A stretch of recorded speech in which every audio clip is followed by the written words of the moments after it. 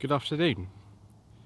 Today is the 1st of September and I've just returned from a little journey to collect the newest addition to our fleet. One more highly unsuitable eBay purchase. We have a 1998 Rover 620 GSI. It's only had about 3 owners from new. It's done 84,000 miles. It's got lacquer peeling off, little rust bubbles, a broken driver's window, and then we've got scratches and the pièce de résistance, a nice little dent in the rear door. But I'm very happy, and because we now have too many cars in the drive, you see my Seats over there, some of them have been banished to the road. And since I've got a 2019 MG ZS 1 litre turbo exclusive on test this week, I thought I'd take the time to do a little comparison between this and the MG, because this represents about 20 years of family car progress. So let's go and take a look at the MG, and we will see if these two can in any way be compared. One of the things you will notice immediately with this MG ZS is the body type. In the 1990s, saloons and large hatchbacks were very popular types of family car. They're less so these days. Of course, this is an SUV. We're not talking about the MG ZS from the early 2000s. That was based on a Rover 45, and that was actually available as a saloon and a hatchback, funnily enough. This is the crossover or SUV body type. The list price of this particular car is just over £18,000, which funnily enough is almost the same as what the Rover cost in 1998. The particular model that I have is the 620 GSI, so that one was a little bit more expensive, but by the sort of last couple of years of production for the 600, the discounts available on the cars were ridiculous. So I wouldn't be surprised if the original owner of that car paid, well under 18 grand for this, for that one, I should think. But yes, you'll see just how much taller this car is, and how actually short the back end is. The boot, though, is something that we'll start by looking at. It will open. There we go. 448 litres of usable space, adjustable height boot floor, a nice kind of square shape really, and it's a very different proposition from the saloon type in the Rover. Now that would be a similar volume, it's probably about 400 litres, but it's just a lot more of a kind of usable space for most people. The other thing is that as with fashion these days, there is a tyre inflation kit. Let's take a look in the back. Getting in the back is incredibly easy in an MG ZS. It doesn't really require you to stoop down or anything at all. Just move your hips across and you're in. Plenty of knee room. Headroom's very generous, although I appreciate you can't see. The quality of materials is pretty good. It's not real leather in here like in the Rover, but it has got this Artica leather and this top trim. It's not bad at all. You could have got Isofix for child seats. You'd probably fit 3 child seats across here if you squeeze them in enough, and it's a comfortable place to be. Move into the front. I do apologise in advance for the wind noise today, and also if the audio is a bit on the muffled side.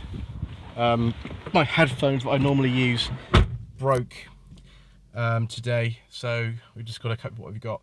If we just point the camera at this central screen, which will turn on actually even without the key being in. I don't know why it's gone a bit green, but there we go. Make sure that doesn't come on too loud. You see we've got all sorts of other things which in 1998 you would have had. Navigation, Apple CarPlay, we've got video and pictures, you've got a phone hookup, we've got a little central screen in the middle of there which is just a lot more information. We've got steering wheel controls which were not common at the time. Both of these cars are automatic, but this one is actually a dual clutch automatic setup, and the Rover is only a 4-speed. Down here you can see we've got the USB input and a 12-volt socket, which would have been a cigarette lighter back in the day. Once again, the front seats are nice and comfortable. The driving position is much higher than in the Rover. It's much higher. The materials are all sort of good, and yes, we've just got a lot more equipment than even in the luxury version of the Rover. This car is the luxury version of the petrol ZS range, but it does have a lot more stuff than we'll find in the 620 GSI. Under the bonnet of this ZS Automatic is a 1 litre 3-cylinder turbo engine sourced from General Motors, which develops 111 horsepower. Now there was a 620 with a very similar power output to this back in the day. The 620i had 115 horsepower from a 2-litre Honda engine. So it's funny really, this really shows how things have changed. This has got a turbocharger, it's only got 3 cylinders, it's lost in this enormous engine bay, isn't it?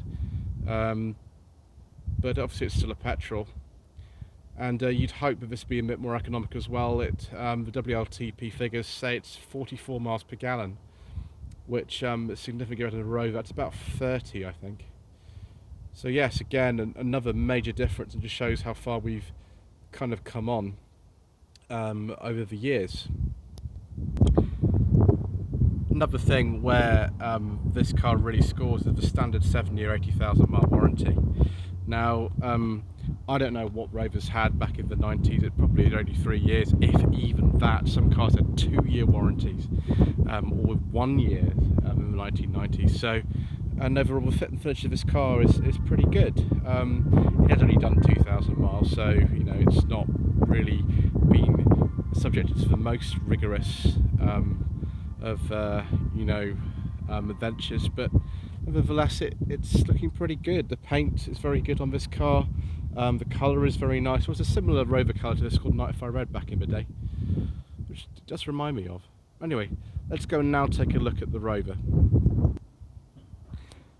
As you can see, the Rover is a traditional 3-box saloon car, and to open the boot we've actually got to put the key in. There is a release inside the car as well, but you use the key. Now in this particular car, that's the window regulator. It's broken, by the way. That needs to be sorted out. If we move the other spare wheel, but this has got 2 spare wheels, this car, out of the way, lift this up, you can see there is the tools and a space saver spare on here, which was pretty standard. Actually, it's a full-size spare, sorry. It's a full-size steel spare in this car, which I'm gonna chuck away because the tyre is really bad. I've got a legal spare here, which has the alloy wheel on it, so I'll keep that. But you can see how deep this space is. It's enormous, and those little tie hooks on there, they're for actually folding the rear seats. So you can fold the seats in this car, but the shape is, it's just not as nice at all as on the ZS. It's probably a similar volume, about 400 litres, but it's just a little bit more awkward to use. But this was the type of car that a lot of people had, a lot of people's fathers had in particular, and yeah, it's just a difference between then and now, I suppose. Let's take a look in the back. So, nice squeak there. This is my driving position. I'm 5'11". I have to stoop down considerably to get in, although it's not unusual. Ooh, hit my head on there. knee room's actually not that good, and my head's right up against the headlining, which in traditional Rover fashion is slightly saggy. It's not too bad. I've had worse. Yes, the car, because I've got the sunroof open, it feels quite spacious in here, but it's not the same sort of ease of access at all. I do, however, have an armrest, which I don't get in the ZS. I don't think you can any ZS apart from maybe the electric one. You can get a panoramic sunroof on the ZS, but only on the electric model. You can't get it on the petrol model. Mind you, the car's quite nicely equipped. These are real leather seats, and they certainly feel like it. This being a GSI. We've got wood trim everywhere, and it's very nicely finished in a way. So yes, it's a nice place to be, but it's not the most spacious I've ever been in. Let's try the front instead.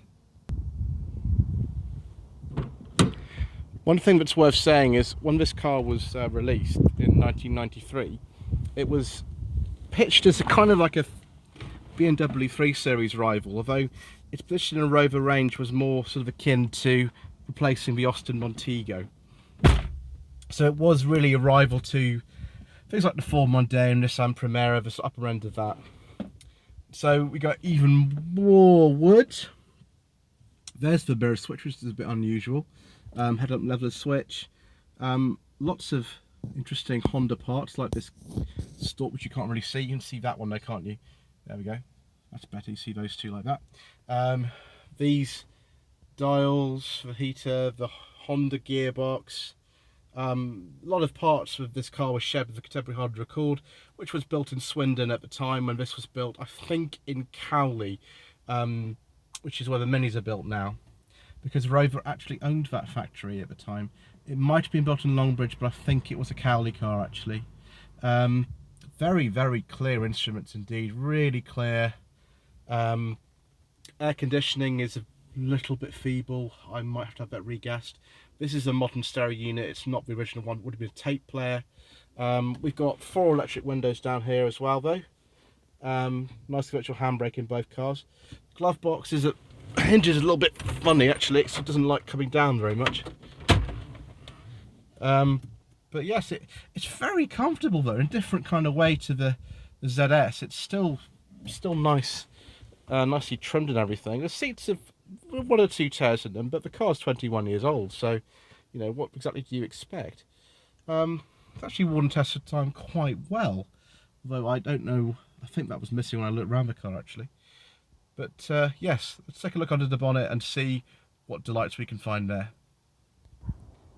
Rather like M&G did back in the day, it does these days, Rover back in the day used to get the engines for the 600, or most of them, from a different manufacturer. This case it was Honda. This is what's called a Honda F series engine, which has got one colossal oil leak in it, which is coming from the cam cover gasket, which is the first job to do when this car gets some work done on it next week. It's a 2-litre engine, and in this particular car it produces 131 horsepower. It's a little bit more powerful than the MG, and does 0 to 60 in around 9.5 seconds. It's a 4-speed automatic gearbox, a Honda gearbox. Everything's very accessible. There's no plastic covers or anything in this particular car. And yes, it's very smooth, it's very easy to drive in that respect, and yeah, it's even got a quite new battery in it, which is nice. But yes, a very different type of engine. You know, it's double the size of engine to produce almost the same power, which is not the most efficient, I think. No turbocharger, and economy figures which are not particularly impressive really. But yes, there we go. This car did only cost £320, so you can't really expect showroom finish and you know, the latest in technology, can you? So hope you found that video to be interesting. Please don't forget to subscribe to the channel for a lot more content to come with this particular car. yes, this really is a lot we're going to be doing with this particular one. All will be revealed as to why I've actually bought this car in the first place a little bit later on. My website is www.lloydvehicleconsulting.co.uk, and my Facebook page is facebook.com/Lloyd Vehicle Consulting. Please don't forget to like the video and to leave a comment below, just showing you how far we have to walk between the cars because of the fact that I have to leave some of them to drive because I've got too many cars. If you wish me to source a car for you, it doesn't have to be a really cheap old Rover or a rather nice MG like the one that I'm walking towards at the moment, then please do get in touch via the contact tab on the front page of my website. And thank you very much indeed once again for watching. Beautiful evening.